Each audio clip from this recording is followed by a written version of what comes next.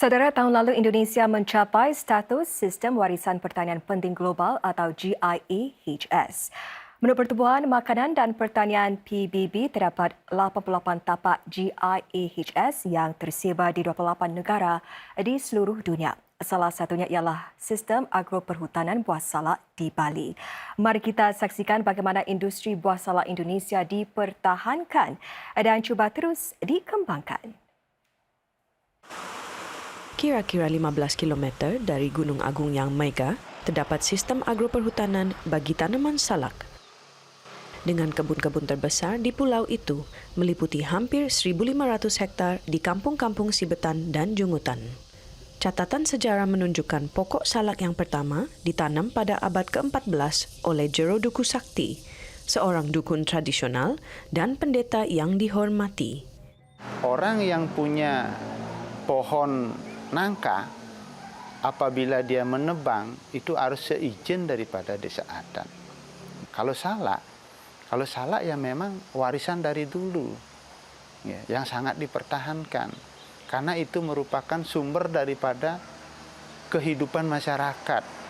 Salak berasal dari Indonesia, diberi jolokan buah ular kerana kulitnya yang berwarna coklat, bersisik dan agak berduri. Buahnya tumbuh dalam kelompok di pangkal pokok dan kulitnya dikupas sebelum dimakan. Isinya ranggup bila digigit, rasanya bercampur manis, masam dan sedikit berasid. Dengan setiap variasi memiliki rasa unik. Digelar primadona, variasi salak paling mahal di Bali adalah ini, salak gula pasir atau variasi gula. Ia sangat lezat, ada rasa manis yang tidak terlalu pekat. Daerah ini mempunyai jumlah variasi salak tertinggi di dunia. Inenga Karsawinaya menanam 12 daripadanya. Pengeluaran salak memerlukan sokongan tumbuhan yang beri teduhan dan kawasan pengumpulan air hujan.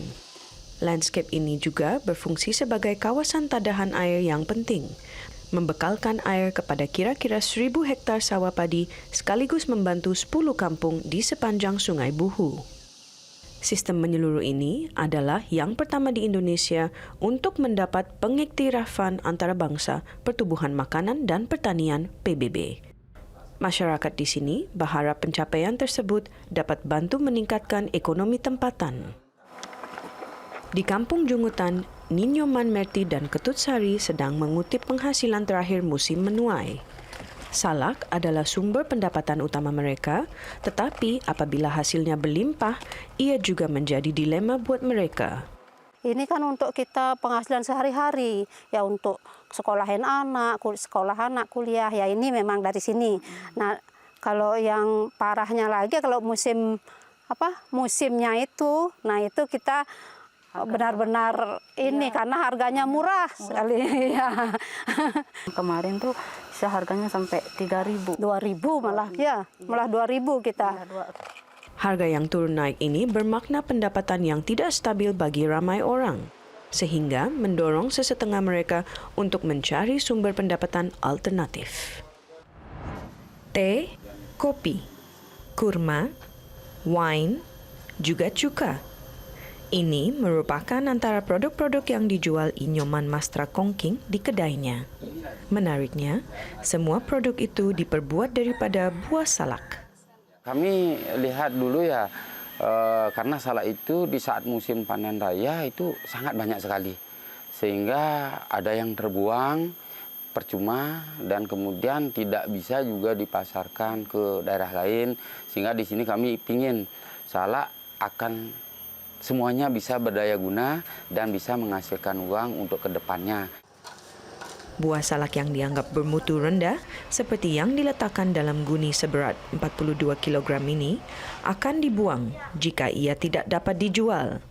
Niwayan Srinik memutuskan untuk mengasinkan bekalan buahnya menjadi jeruk, sehingga 16 tan salak diproses di sini semasa musim menuai.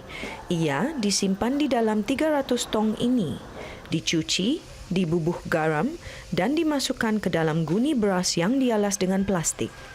Semua buah itu akan dihantar ke Jakarta melalui darat untuk dijual. dengan sehingga 5 tan buah dikirimkan bagi setiap muatan truk.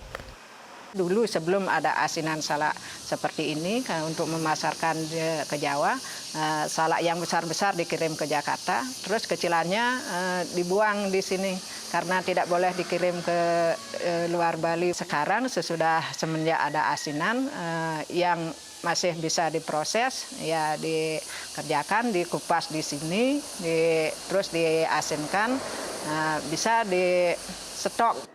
Walaupun sudah mengendalikan perniagaan bersama suaminya selama 30 tahun, mereka hanya mula mengasinkan buah-buah itu sedekat lalu yang dapat meningkatkan keuntungan syarikatnya antara 5 hingga 10%. Bagi wanita seperti Putu Rustini yang tinggal di kejiranan ini, ia juga mewujudkan peluang untuk beliau meraih pendapatan. Cik Putu boleh mengupas sehingga 200 kg salak setiap hari, membolehkannya meraih pendapatan sehingga $10 Amerika. Sesetengah petani seperti Inenga Karsawinaya pula menceburi bidang pelancongan agro. Nah, inilah salak merah. Beneran merah, Pak? Iya, merah. Saya kupas. Oh, wow. Nah, ini boleh. Tuh. Merah sekali, Pak. Iya. Beneran merah. Saya belum pernah lihat, Pak. Buah ke, Pak? Ya. Asam ya, Pak? Asam. Seperti salak Bali. Dengan 12 varian salak ditanam di tapak ini, respons pengunjung adalah positif. Australia, Amerika, itu yang banyak, dan England. Itu yang tetap ada. Termasuk India, itu ada. Ya. Sekarang rata-rata per bulan itu ada 100 orang masuk. Walaupun terdapat pelbagai idea perniagaan, inovasi dan pengiktirafan terbaru daripada FAO, desakan untuk meningkatkan daya saing buah salak yang berasal dari Bali bagaimanapun masih belum melepasi sempadan negara. Terdapat juga cita-cita tinggi di masa hadapan, yaitu untuk mengekspor salak dari Bali ke seluruh dunia dan mungkin mencipta pelan tindakan yang boleh disusuli pelbagai hasil tanaman lain pada masa depan. Chani Vatmani untuk Berita Media Corp dari Bali, Indonesia.